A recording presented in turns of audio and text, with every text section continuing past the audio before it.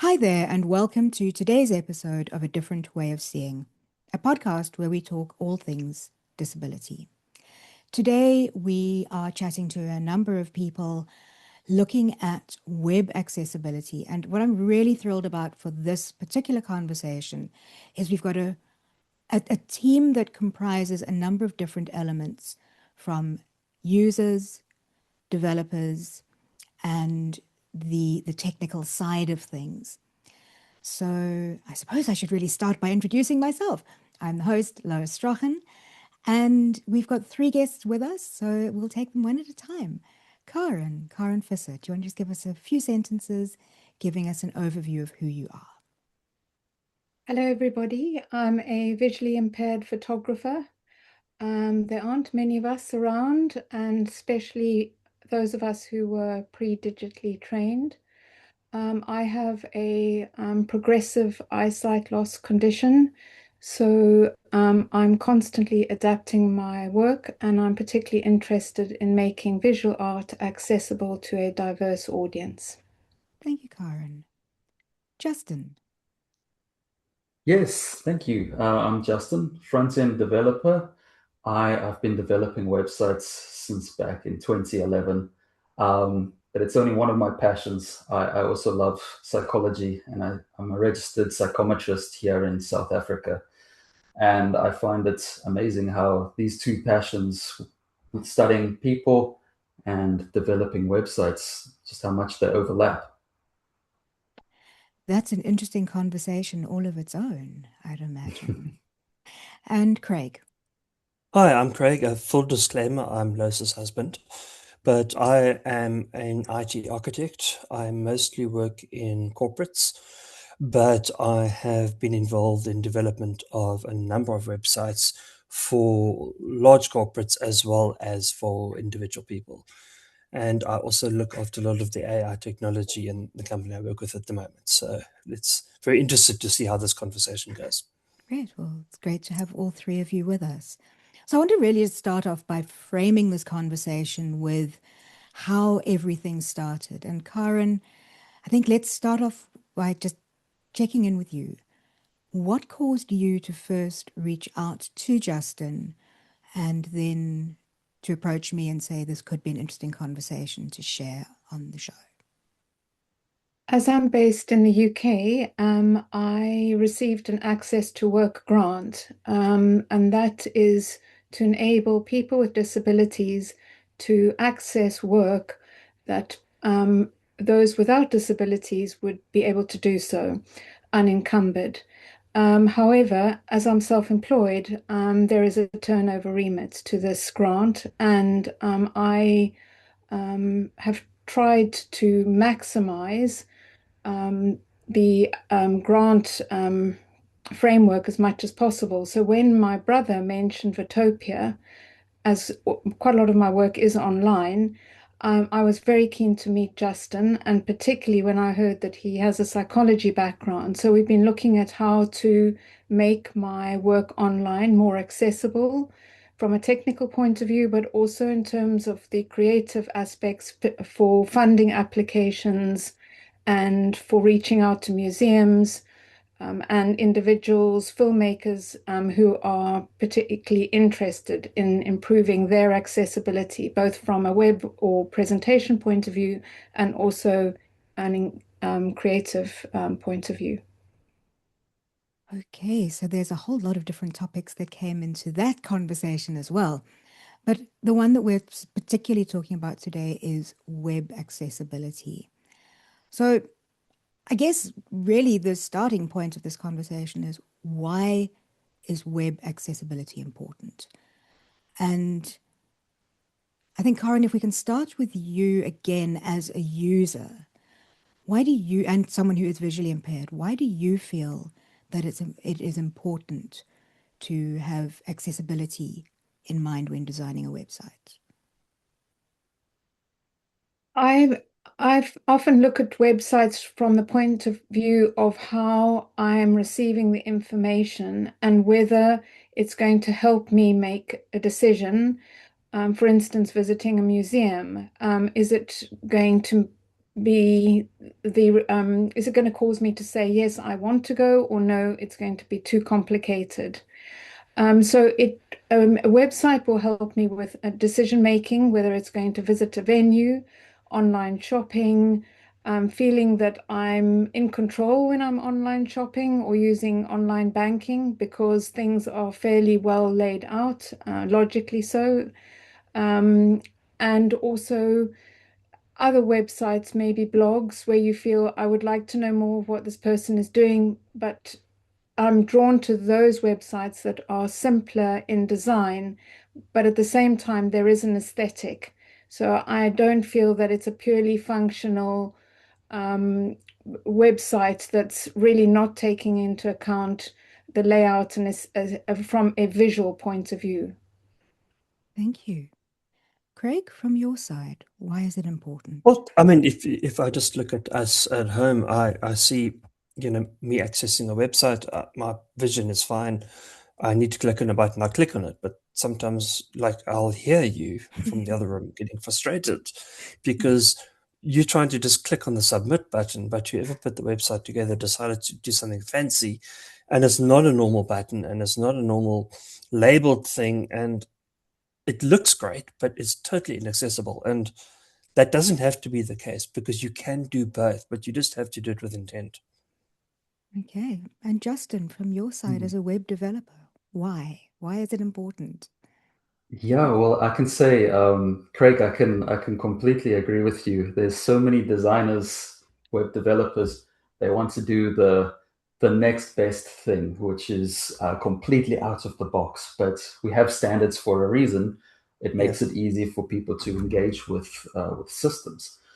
So why is it useful? I think accessibility is just simply universal usability.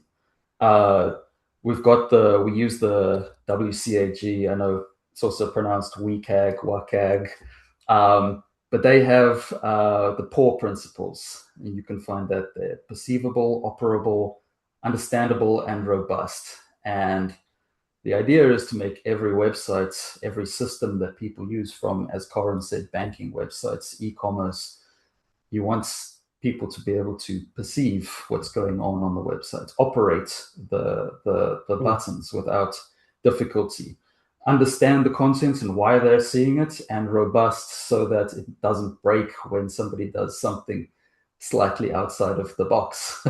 Yeah. Okay. So then I suppose my next question is,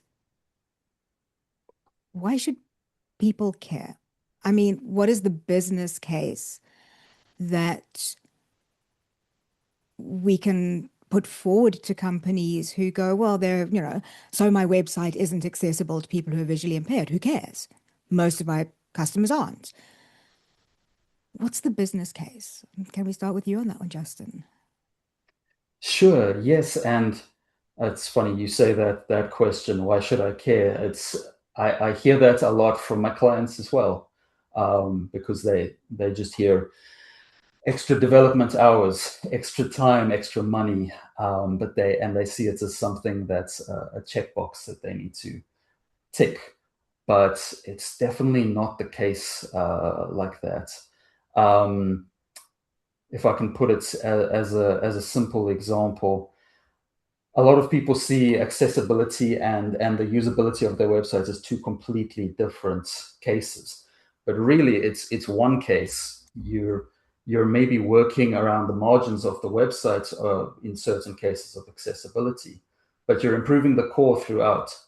There is the curb cut effect, which is something I actually learned about this week. Talking about, if you've got a hotel with a curb all the way around it, and you put a ramp there for wheelchair users, does it just benefit the wheelchair users? No, it also benefits the mom who's got a pram or a stroller that she's trying to get into the hotel, somebody dragging their luggage behind them. And so the same goes for the websites. You are not just developing for 20% of the population, but you're also, when you make something cognitively accessible, You're also dealing with the parents who has a baby crying in their arms and they can't concentrate and they're trying to read something on a website quickly. You're also working with the CEO who's running to a plane and he's trying to quickly brush up on his knowledge of a certain client that they're working with. And on top of that, as you asked, Lois, what's the biggest benefit? Financially, excluding 20% of the population or more is a massive mistake. So yeah, I think that's about sums up what I think about that.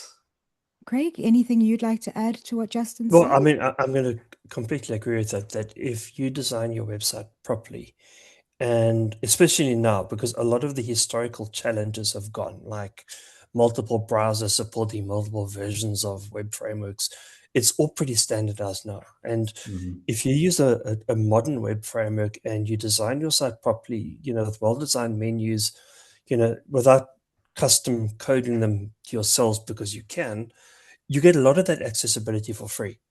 It's just up to you to use that accessibility. So if there's a label, give it a friendly tag that Lois or Karren can see what that label's all about, or a text box or whatever it may be.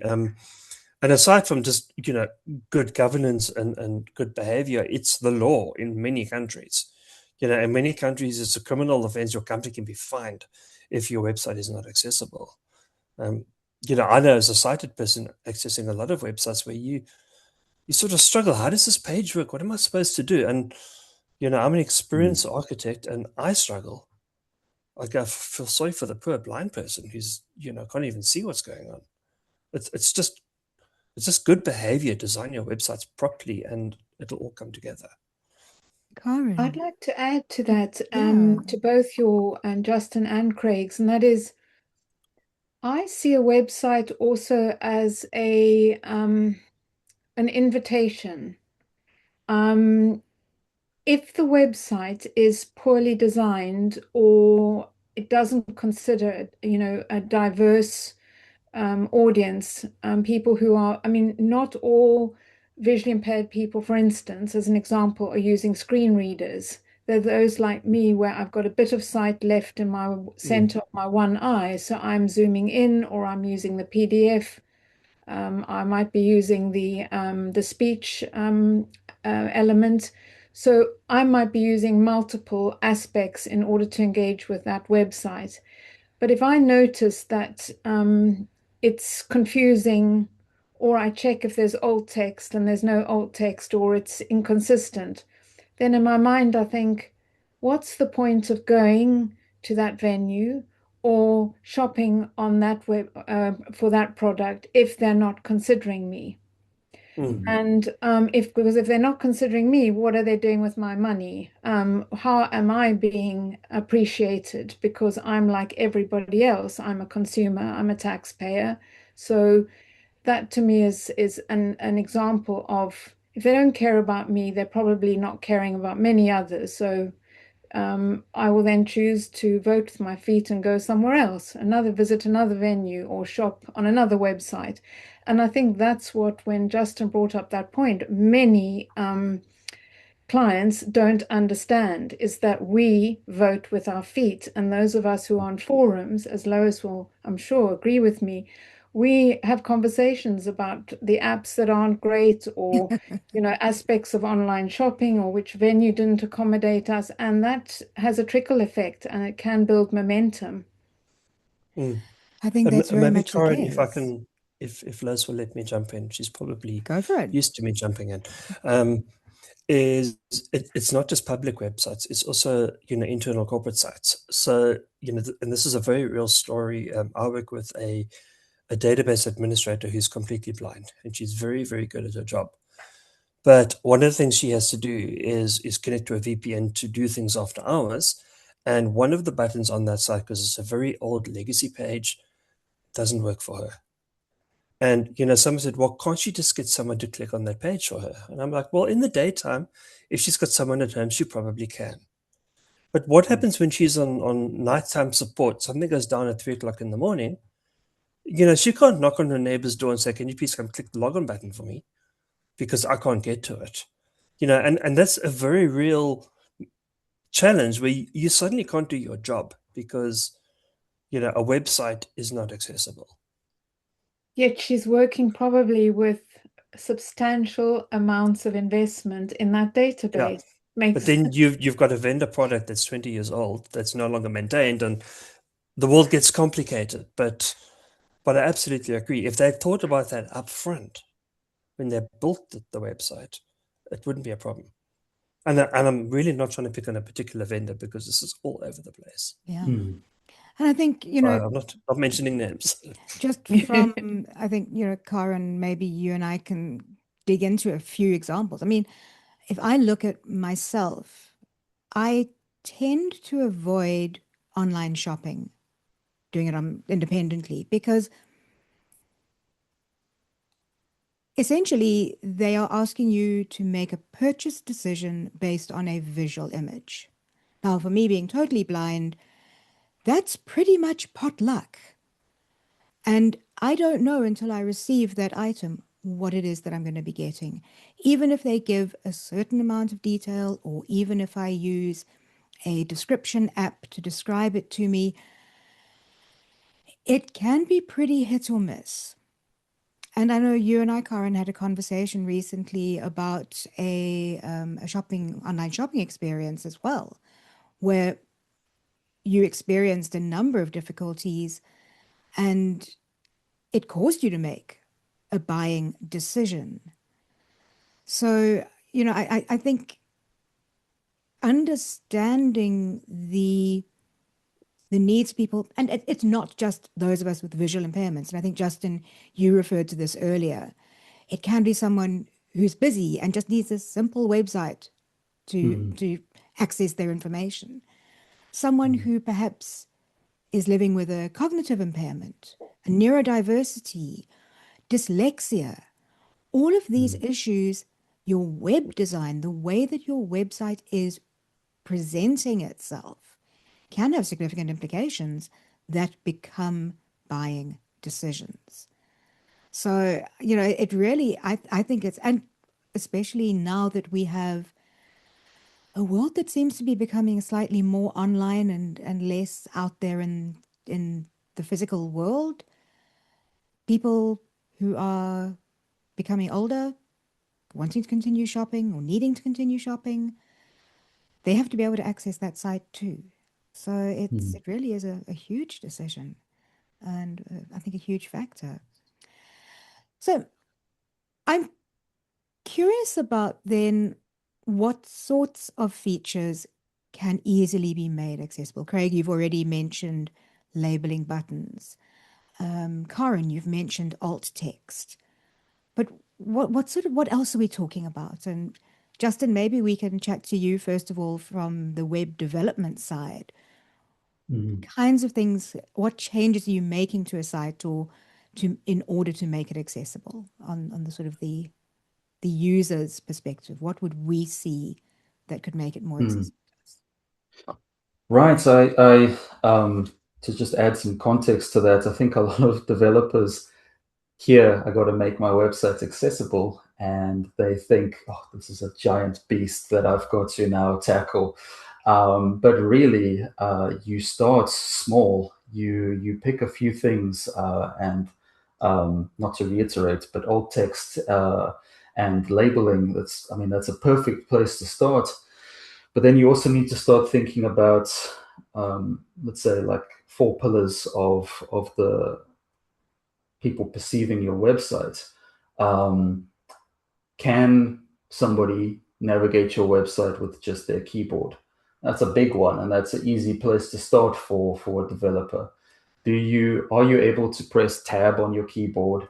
And if you're sighted, visually see an outline around that, so that you can navigate. Does it make logical sense, the process that goes through your website? Sometimes I see websites where you press tab, it goes down to the bottom of the website. You press tab again, and it goes back up to the menu. But you're supposed to have something that allows you to go through the navigation of the site or to skip to the content very quickly. And that's a place that you can definitely start in. There's other, can I say, simple things that if they're made part of the mindset of designing and developing, can be incredibly useful, and you don't have to backtrack then to turn your website into something accessible. Things like simply making sure that you don't have large amounts of text that are all uppercase.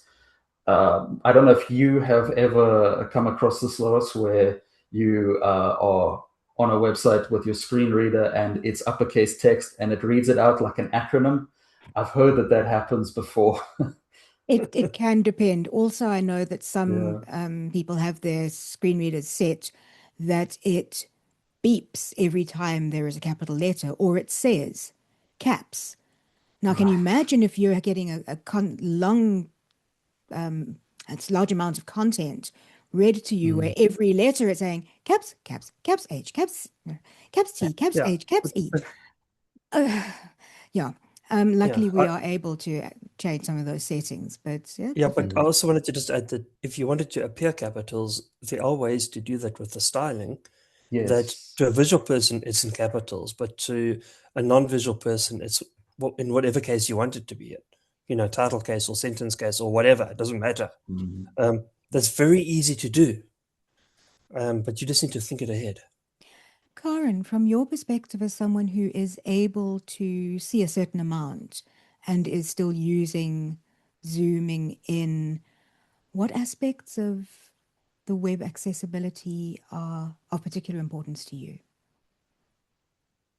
I think the way a website is laid out and the logical element. So, for instance, if when you access a website and up comes a 10% off if you send an email screen, and maybe that's not, you're not ready to choose to purchase from that particular company. So it's to be able to click that off and look at the products that they are selling and decide whether you want to invest in sharing your email address with them. It's small things like that, but also another crucial element is that the shopping basket. So I think many people with disabilities probably spend more money. And this is again what I think that many companies and organizations don't register, because we can't simply hop in a car or get on a bus.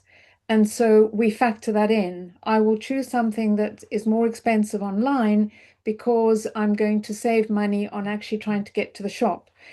And what happens is you then make, and you're doing a multiple purchase, and the shopping basket keeps on offering you to check out each time Yeah. you put one thing in, instead of there being some kind of, and this is where, in terms of, I'm really interested to hear from Craig about the AI element, that there can be an indication when you're ready. So if there's a pause for, say, a certain number of seconds, okay, now we are ready to check out. It's almost visualizing the same as going into a queue in a shop and having that brief moment of waiting, getting your stuff out of the trolley or the basket, and then you proceed. It's that kind of level of intelligence that would make a huge difference, because you'll end up then sometimes checking out thinking, oh gosh, that product wasn't included, or I accidentally clicked like three of the same thing and that was not what I wanted. Karen, sorry, I had a mental flash image of the opposite experience of physically walking around a shop, and every time you lift something off a shelf, a person pops up and goes, "Are you ready to pay for that now?" Yes, Can exactly. you imagine how annoying that would be? Are you going to Yeah. pay now? Are you going to pay now? Yeah, exactly. It feels like the same thing, you Yeah. know? And so, sometimes it takes kind of just switching it round to show exactly the frustration levels they can experience. From my side, I Yeah. also think about being able to navigate a website using the headlines. If that saves me so much time, I can go Mm. through a social media site and simply hit the letter H on my keyboard and it pops me down to the next heading. So having those headings in there as well can make a huge difference and save a significant amount of time and Mm. energy and a significant amount of frustration. I Okay, see so what Justin and else? I are both nodding our heads as if you both could both see, but just Well, it's I've also for the worked with people who are watching. Italians. Sorry, yeah. sorry, Lois. I was going to say, this is going to be on YouTube as well. So there will be lots of other people, I'm sure, nodding their heads in agreement as well. So what else are we talking about? What haven't we touched on in this? I mean, I think on Karen's comment, it's not just disabled accessibility. I mean, I get equally frustrated when I go to a website and then here's the 10% banner off, and here's the one saying we use cookies, and then here's the one that says join the mailing list, and you would click 5 or 6 times just to get the site loaded. Mm. And it goes back to good design. If you have good design and you think these things through, because it's as intuitive to me that every time I click add to basket, it says, now do you want to check out? It's probably more frustrating for Karen because of the visual side of it, but that's just bad design. Mm. You need to factor do some user experience testing, and that's certainly something we've done in corporates where we've had users of website in one of those rooms with the mirrors where you videotape them and watching how they use the site, like how they register, how they check out. And we never used to say the user failed the task. We used to say the website failed the task because we made it too difficult. So how do we simplify? How do we make it easier? And especially for the big guys, like the big Tesco's and Pick and Pay and ShopRite in South Africa, you really need to put that effort in to have good user-centric design. I mean, And that's I, why I go back to my original point. A lot of the accessible things will fall into place if you do that properly. And I'd like to add to that, Craig, and that often the assumption is it's you need it or you don't need it. You're blind and or visually impaired, so you need it, as an example. Full-sighted person doesn't need it. Whereas what we essentially speaking about is communication Yeah, and how information is imparted. And if your English is not your first language, or you're neuroatypical, or, Mm. or or maybe you have another sensory impairment, or you're really, really busy and you've got a hectic life and you've got pressure on you at work, to be able to get information quickly or be able to make decisions quickly in an uncluttered fashion helps all of us. And I think this is where I'm sure Lois must also feel the frustration, is that often we are sort of almost, there's a distancing. It's We are put in the position of a problem needs to be solved for us, as opposed to saying, this is something that can benefit everybody. mm, Mm. mm, And this is where I think, companies fail to understand the power of what we bring, because in a way we're like the litmus test. We're the ones who blind being need, because we live in such an ocular-centric world, those of us who either can't see or have impaired sight, we are testing how information is being disseminated in an image saturated yeah. environment. And so it would, if it works for us, no doubt it will work for everybody else. I'm also just wondering, to go back to the point that both Craig and Justin raised about user testing before putting out a final product, or in publishing a website. How often are people with disabilities or people with, yeah. I don't want to use the word different abilities, but who access information differently, how often are they brought into the testing phase? Because someone who is fully sighted can assume that they can understand what the site might look like for a blind user. But can they really? Can they pick up the difficulties? I think, why aren't we brought in the design phase? Mm. So that we're actually involved in decisions that will, by the time the testing phase comes, that's almost a nice wrap up, and our feedback is really appreciated. Whereas so often, if we are brought in at the end, our feedback is kind of like hanging there, suspended, like, okay, Yeah. Well, we can't really make that change now, or there isn't money factored in for that. And you think, Yeah. well, what's the point? Yeah. And we often get asked to provide feedback for nothing, or a nominal, a voucher or something like that, which again is insulting because we are actually consumers. Or we're going to the venues, we might be buying refreshments in that venue, etc. So it is insulting, and particularly given the amount that you know, those of us with disabilities, our families and friends bring to the economy worldwide. It's a substantial amount that most people aren't aware of. I mean, I'll just share with you the figure from the World Economic Forum. It's in South African rands, it's just over 218 trillion rand a year. I can't even visualize that amount, but that's what No, I don't think any of us can. no, That's, yeah, globally, that's what we do. We bring into the worldwide economy that amount a year. yeah, And if you're talking business case, there it is. right there it is. Yeah. Yeah. Craig, I want to touch now on your expertise here on AI. So Uh-oh. how could AI be used? You've mentioned it Yeah, a couple of times through the conversation, but if someone has a site and they really haven't thought about design, they can obviously accessibility should be built in when the yeah. site is designed. But if it's not and they're wanting to retrofit, Um, I mean, I'm going to make a couple of comments here. I think one or two are a little controversial in that there is a trend at the moment for everybody who want to put an AI sticker on their website. And I don't think you necessarily need to do that. So, like Karren mentioned earlier about the website sort of figuring out when you pausing and deciding when it's best to check out. Now, you could build a very complex, fancy AI engine to do that. Or you could just say, if they haven't put anything in their basket for a minute, put a little polite thing saying, hi, you still got stuff, do you want to check out?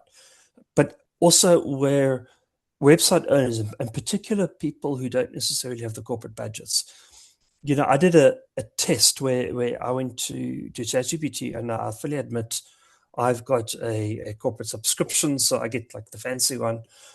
But I asked it to review my own personal website, and it came up with a few things that were genuine issues and a few things that weren't.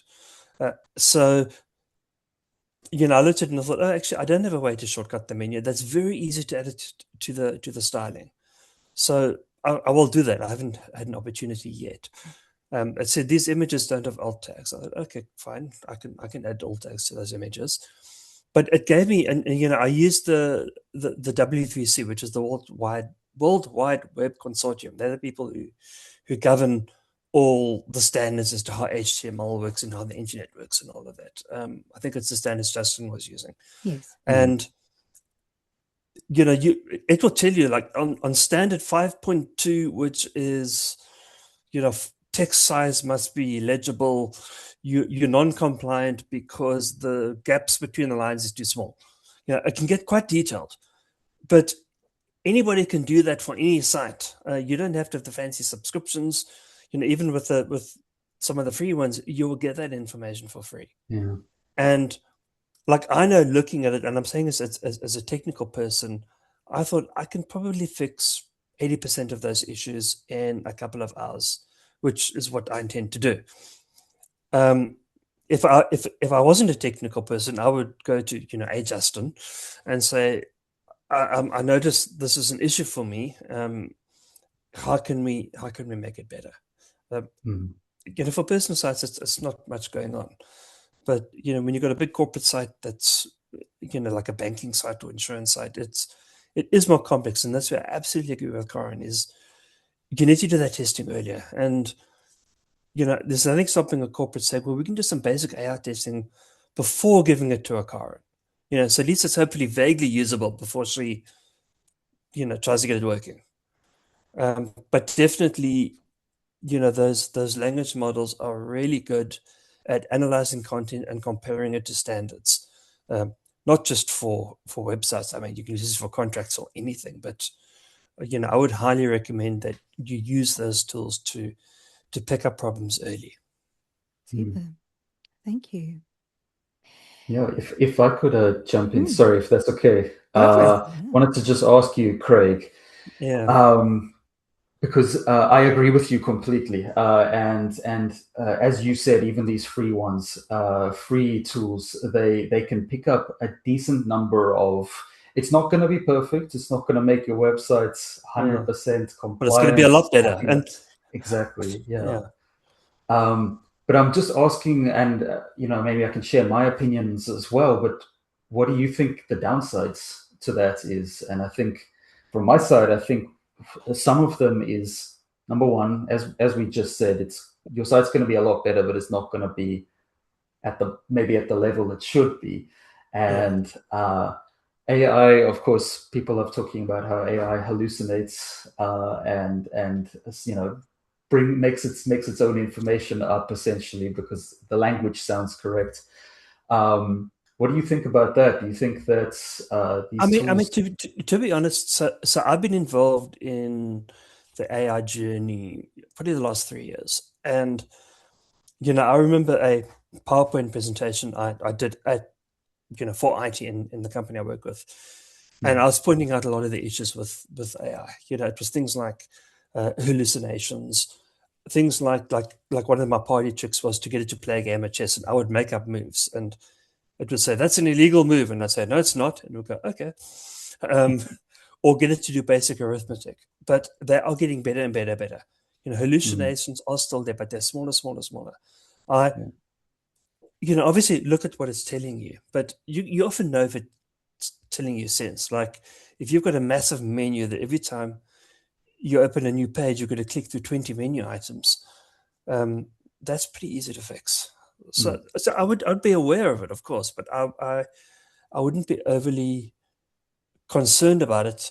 I also, I mean, maybe I'm gonna, if I may ask a question of Lois and Karren, and that is, um, I had a boss of mine a few years ago, and he always said, whatever application you write doesn't have to be perfect; it has to be good enough.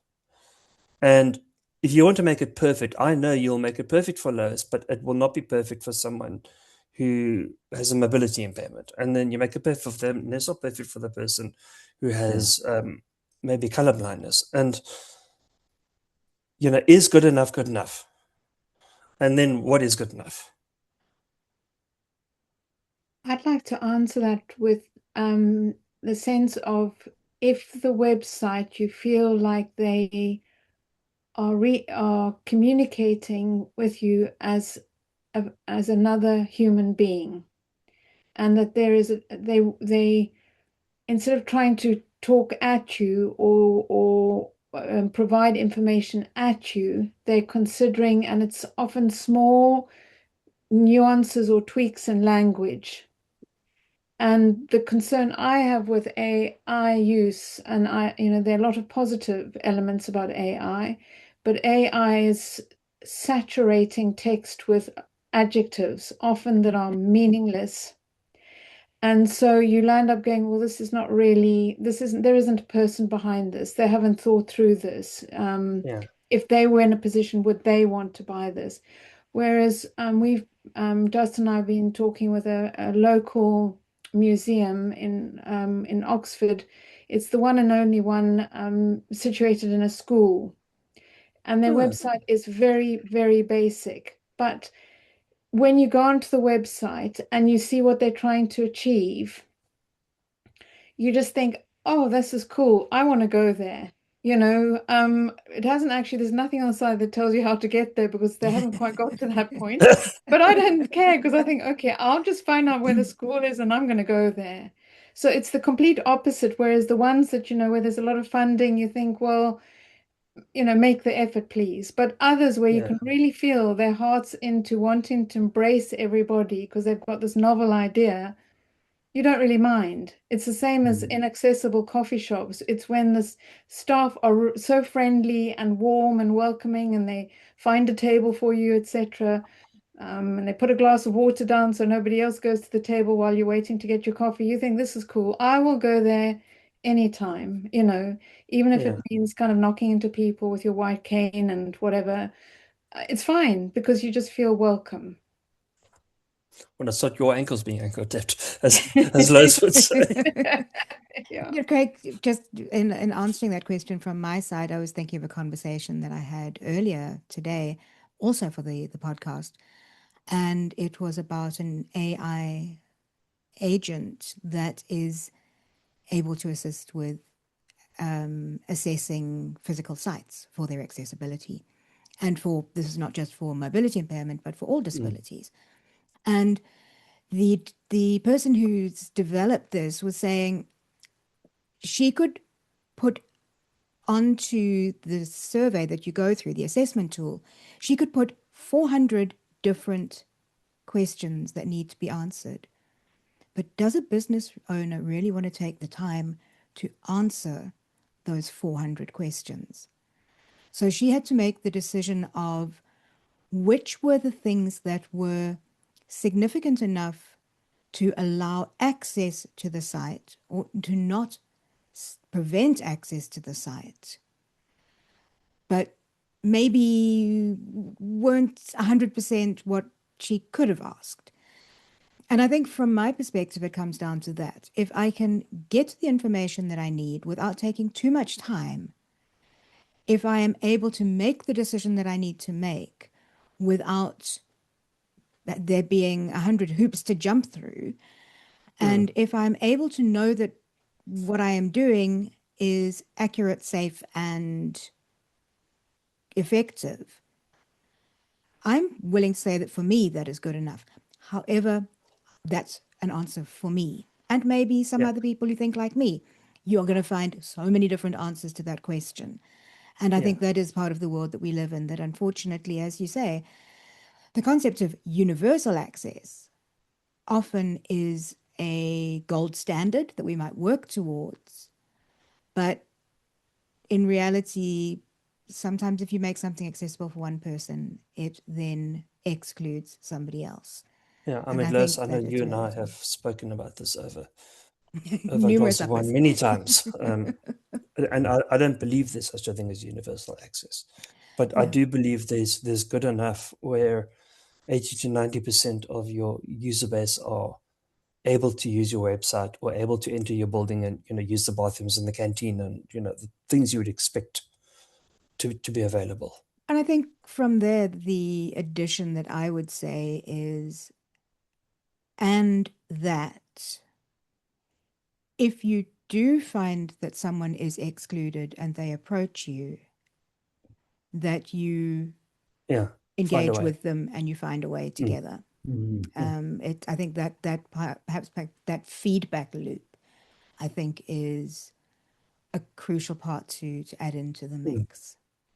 Okay. I've got a question I'd like to ask both Justin and Craig, really, and that is, and it's a follow-on from what Lois has just said, and that's to do, for me, one of the key concerns is security. And this has been in the public domain here this last week. So the bank that I'm with, their app, when you access the app online, on your online banking, there were people who had other people's accounts. So when they opened up the app, and on the radio they said, please, if you're with this bank, can you check? And I thought, oh my word. And periodically the same bank, when I've accessed the app, it's told me that I don't have an account. So I then just wait, and a few minutes later it comes back. But that to me is more disconcerting than the fact that the way they've redesigned it, and personally I find it quite cluttered, and the fonts they're using. But I'll accept that. It wouldn't be my choice, but they're going for contemporary visual, sort of approach. But it's the fact that I might actually be seeing somebody else's account, or somebody else might be seeing mine, is more concerning for me. Yeah, that is That's terrifying. Yeah, it's terrifying, and I certainly know in South Africa, and I'm pretty sure the UK, the regulators are all over that. That just should not happen. Whether you're using AI models or not, like, you've got to do proper testing. Like, that should never ever ever happen, especially in banking. Like, someone someone messed up big time, and I'm fairly certain that there will be some people getting there. What's the form you have to get when you lose your job? Getting those forms done. Yeah, some hits are gonna roll. Yeah, that is absolutely. I wasn't aware of that. That is absolutely frightening. I have to say, Lois, both Justin and Craig's eyes suddenly came out on stalks. Yeah, I mean, I do. I mean, my company has a very good relationship with one of the big banks in South Africa, and the amount of security and regulatory requirements is just insane. I mean, it's insane in the best way possible, but I cannot see how that could have possibly happened. Like someone really messed up.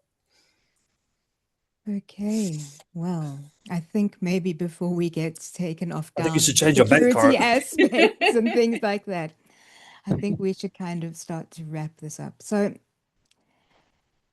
I usually at this point ask if people can share their contact details. Karren, if people would like to reach out to find out a little bit more about you and the work that you do, and possibly see some of the input that Justin has given you on your sites as well, where can they find you online?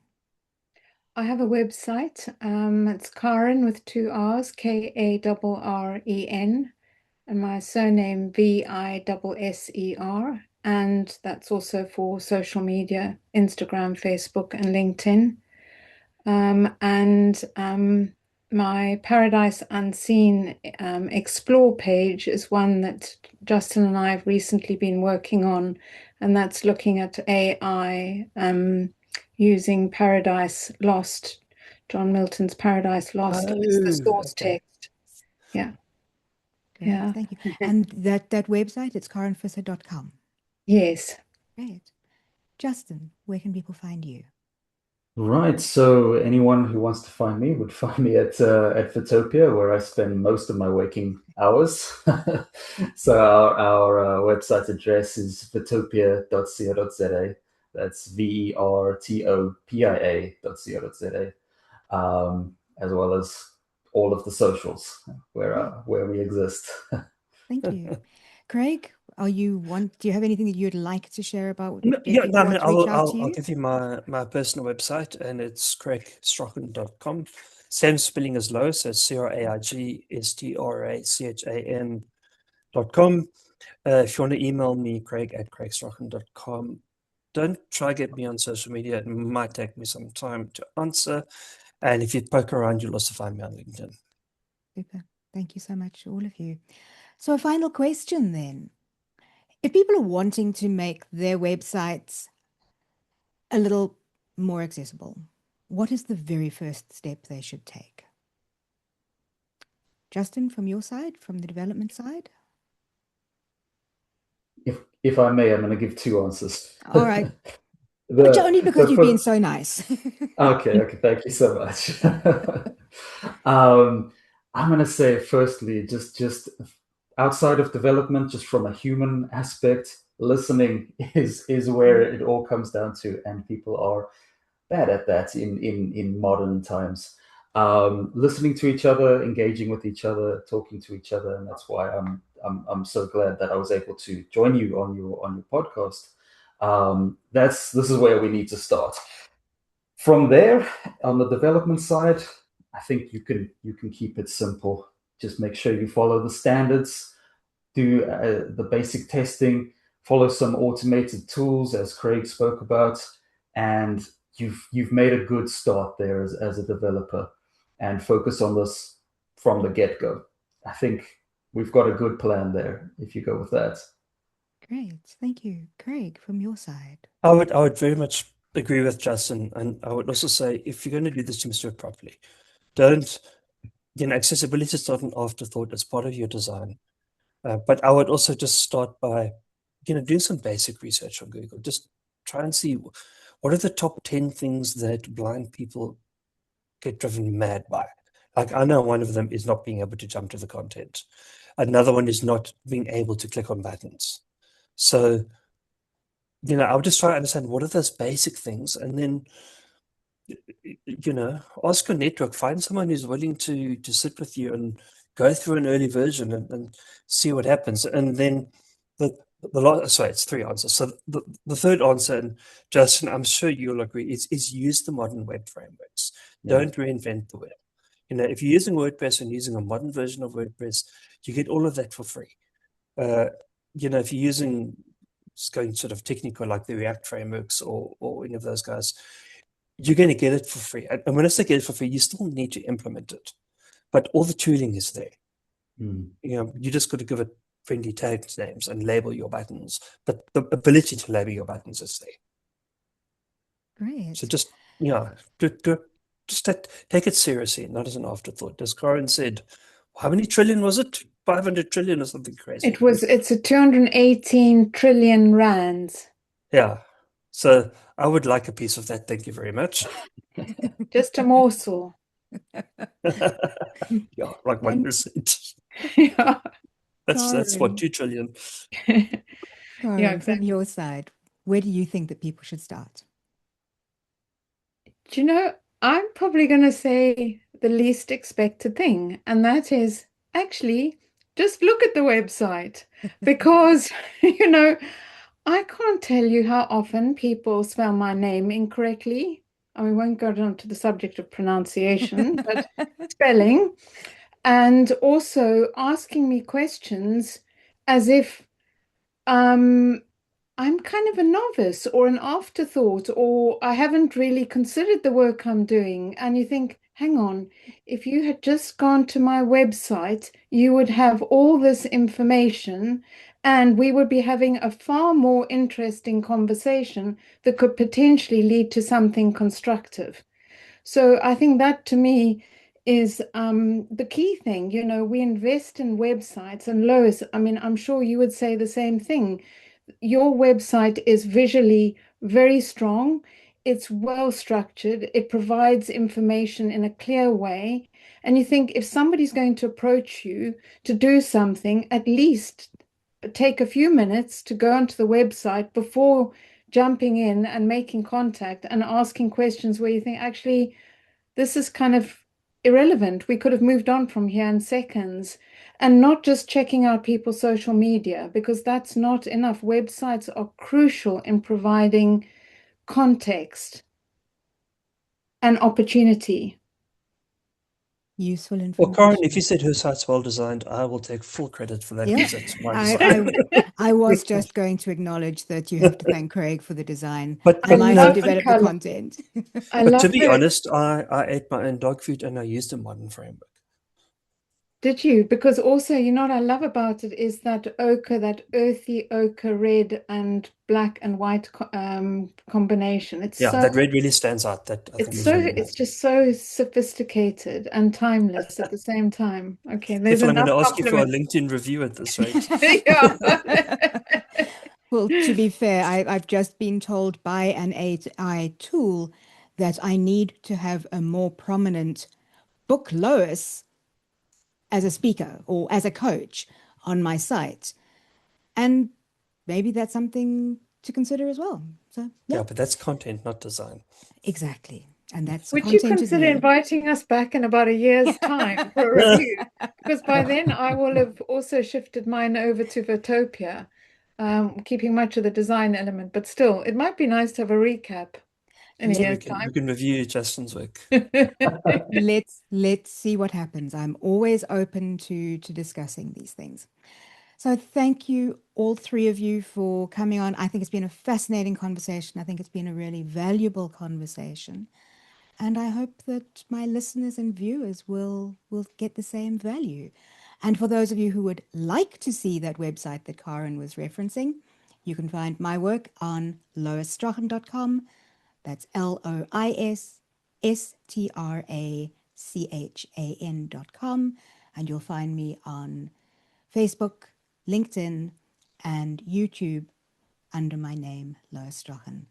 Thanks so much for joining us on the conversation today. I hope you found it of value. We will see you next time. Bye-bye. Bye. Bye-bye.